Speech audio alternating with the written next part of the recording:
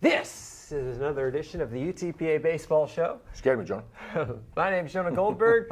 The scared man over here is Manny Mantrana. He's the Bronx head coach. Boo. Bronx are coming off of another strong WAC weekend, taking 2 out of 3 from preseason conference favorite Bakersfield at home, and then playing another tight contest with one of the best teams in the nation, 10th ranked Texas, who only fell to 10th after getting swept by another great team in TCU.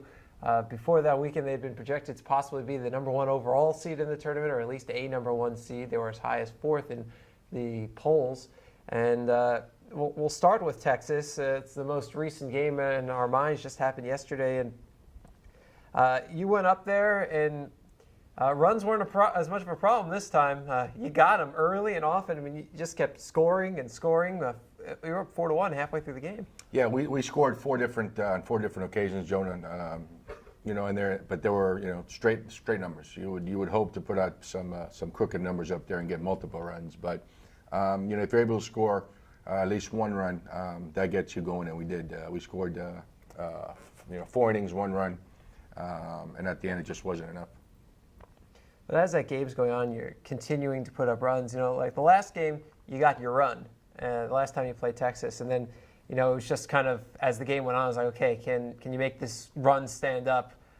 Texas pitching was just really good, and you weren't getting opportunities. This game, you were getting opportunities, and you kept getting 1 in here, 1 there.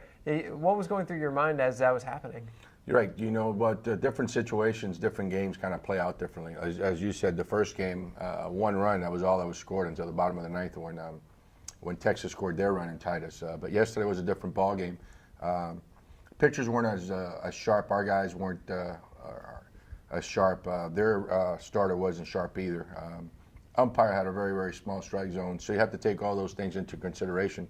And when things like that happen, you try to scrape and do whatever you can to get some runs. And as we saw, we tried a safety squeeze. Our guy popped it up, unfortunately, but then Chewy came with a great suicide squeeze that we were able to get a run across. So you kind of get a feel. It's like a heavyweight boxing match. You kind of the first 3 innings you feel each other out. The next 3 innings you kind of know what the game's going to hold. And then the last 3 innings you either try to hold on to the lead or if you're behind, catch up and take the lead. So it was a game where a lot of different things happened for us offensively and also for Texas offensively. I want to go through a few situations. There was second inning, you're up 2-1 at this point. Matt Harrell comes out of the game, bases loaded. Texas best hitter, one of the best hitters in the nation at the plate, Mark Payton, and you bring in Tanner Dickerson. There's always that talk about when's the best time to bring in one of your best relievers. Do you wait until that magical situation, the 8th or 9th, which may not ever come around? That's right. I mean, to me, that may have been the biggest situation in the game. They could have blown it wide open in the second inning, and you go straight to Tanner Dickerson. You're right. It was a situation where if they get a hit, the game would have totally changed the way that it played out. Matt wasn't sharp. He walked 4 guys in 2 innings, Jonah. The numbers also with Tanner, he's equally effective versus left-handed hitters as right-handed hitters, and we just thought it was the right move. Again. Matt wasn't sharp, so with the bases loaded, you have to go to, you don't want to walk in that run. You want to make him put it in play. And that's what Tanner did. 1 pitch, he got the 3rd out of the inning, and we were able to hold the lead, and it turned out to be a great baseball game. And, trying to keep Tanner fresh before a conference weekend, so you were able to get him out there only throwing 1 pitch. That's pretty fresh. Yeah, exactly. Well, that was part of the plan going in. We wanted to make sure some of the guys that we thought can help us this weekend would get some work in. He got some work in. Andrew Padron out of the bullpen got some work in. Austin Casas got some work in. Did a nice job for us in the 8th inning, holding them to just a 1-run lead. And obviously, Matt Harrell threw a couple. Kyle Tokunaga threw a couple. And then Matt Daniels. That was the plan going in. 2 innings for each of those 3, and then go to the bullpen to guys that we thought were going to get some work in this weekend to keep them sharp. What did you think of the way Tokunaga threw? I think out of all 3, Kyle threw the best. Kyle's got great stuff. As far as stuff-wise, velocity, command, or movement with the breaking ball and changeup, he's got it all there. We just got to get Kyle over the hump. Sometimes he wants to pitch with bronze instead of brains. And we keep telling our guys, a pitcher is a thinker. You have to think. You got to make adjustments. Why the ball goes where it goes, and here's how you correct that. And he's slowly coming into that. But I thought out of Matt Harrell, Kyle Tokunaga, and Matt Daniels, most definitely Kyle threw the ball the best. Alberto Morales in the leadoff spot for the second game in a row, and boy, did he respond. I tell you what, he had his first 4 bats. Just hit the ball on the screws. His last at bat, he battled. He got in a 2-strike hole early. He fouled some pitches, took some pitches, and made a competitive bat out of it. But I think he's figured out some things, Jonah. And I look forward to Mo, the last 4 Great West weekends, to really be one of our offensive weapons. So I'm looking forward to seeing him this week and the next 2 weekends, because I really think he figured some things out. Yeah, I mean, if he could be your leadoff hitter in WAC play going forward, I mean, that, what he's done, he got on base twice as the leadoff man on Saturday, and then 3 times as the leadoff man against Texas. And you think that just because he's in the leadoff spot, he's starting to see more of the kind of pitches that he needs to see? I think it's a combination of, obviously, leading off. He'll probably see more fastballs than he would in the 3rd and 4th hole. But also he's worked on some things mechanically and his positioning on the plate, which has really, really helped him. So I'm looking forward to it. I think he's caught on fire for us at the right time late in the year.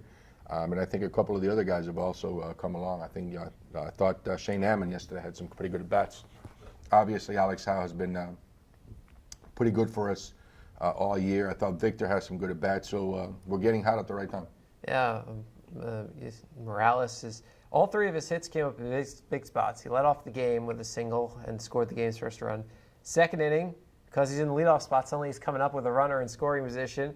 He gets a hit that sets up a sac fly. 4th inning, again, comes up with a runner on, hits the double that sets up the RBI ground out.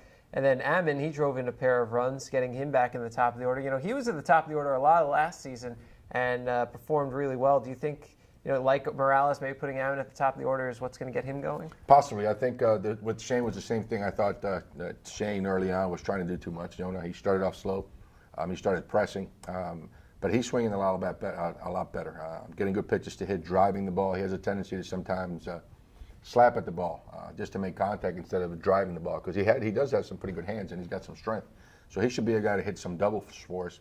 But again, Morales, Ammon, I thought Garcia had Victor, a lot better at bats.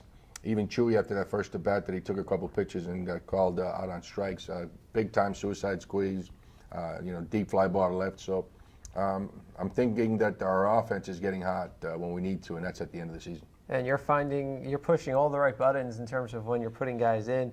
Andy Fortuna came off the bench on Sunday, had the 2-run single to cap a 4-run inning.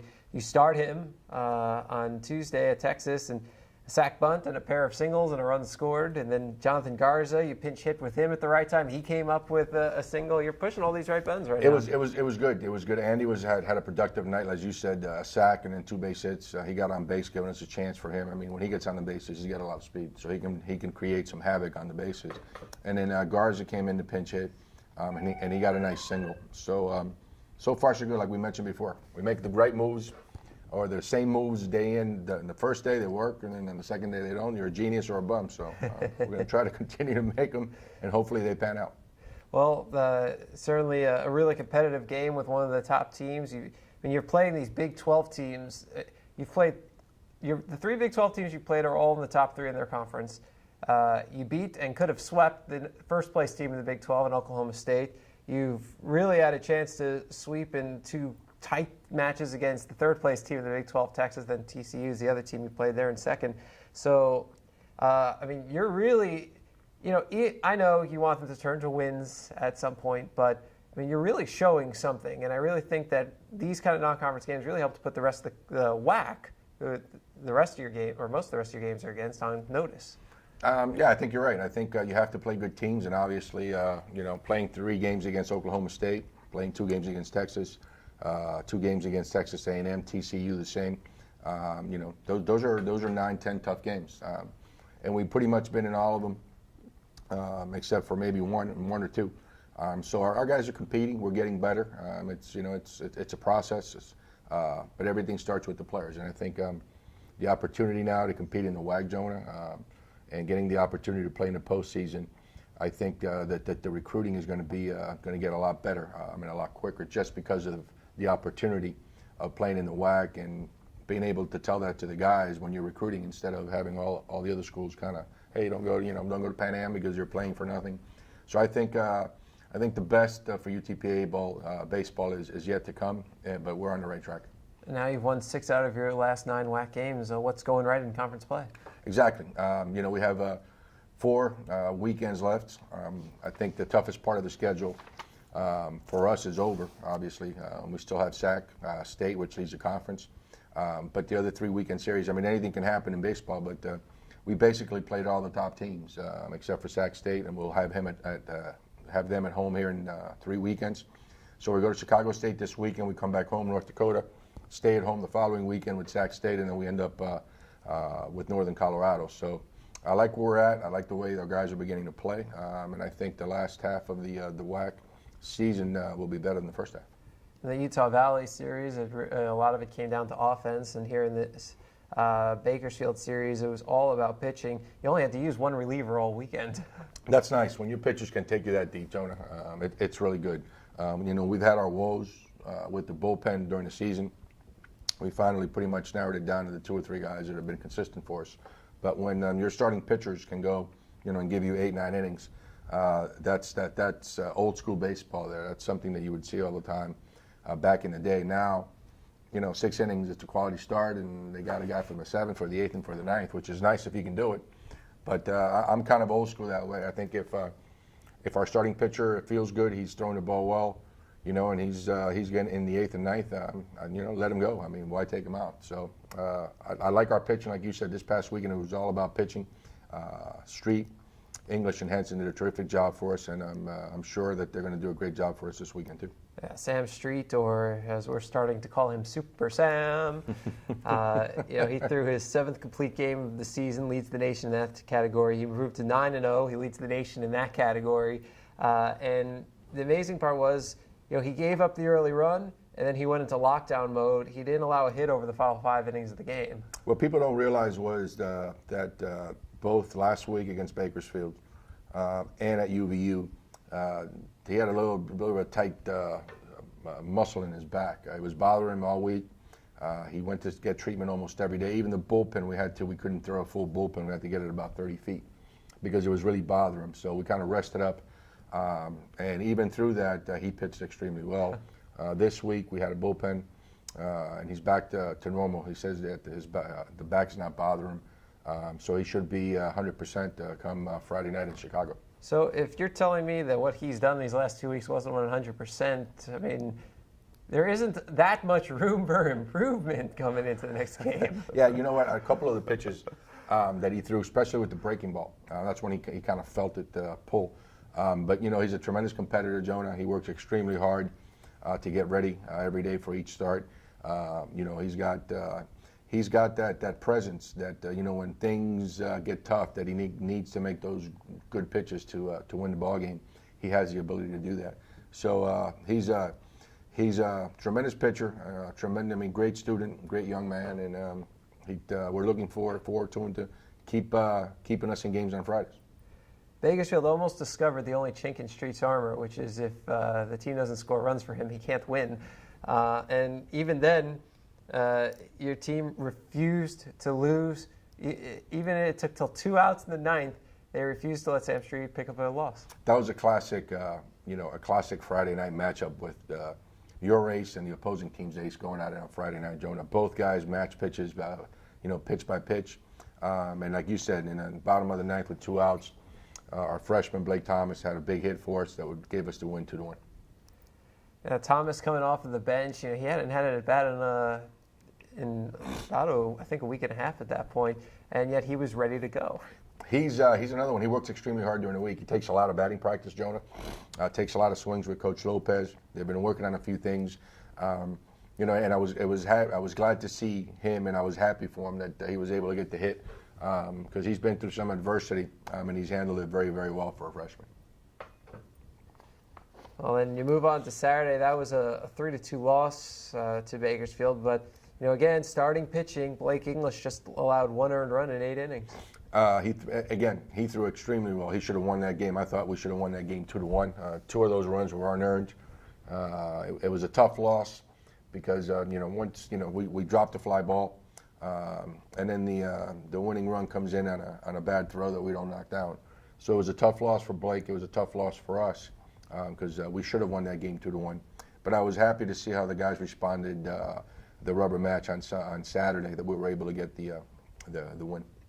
Yeah, and then one other note on the Friday game, Shane Ammon made those back-to-back really good catches. He had the running catch, and then just to one-up himself, he had a diving catch. Yeah, he made some really nice plays, and you need that. Their guys have bats. They're going to put the ball in play. You want to make plays, but that's what happens when you have a guy that throws a lot of strikes. Jonah keeps the defense on his toes. The defense is ready, and it seems that every time Sam pitches, the defense plays better. And another great positive from that game that's carried over since, Victor Garcia Jr. back in the lineup.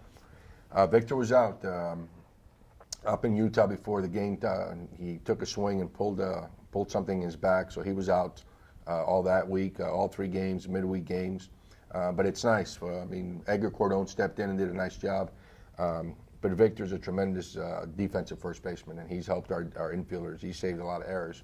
So we miss his defense there, and we're able and happy to get him back. And one of the first things he did in his first start back on Saturday, in the 9th inning, he had the diving catch after Andrew Padron's first pitch. Yeah, that's the thing with him. As far as ground balls, line drives, Jonah throws from the infielders, he can really play defense. He has an extremely great or fine glove around the bag, and he really is a top-notch defensive first baseman.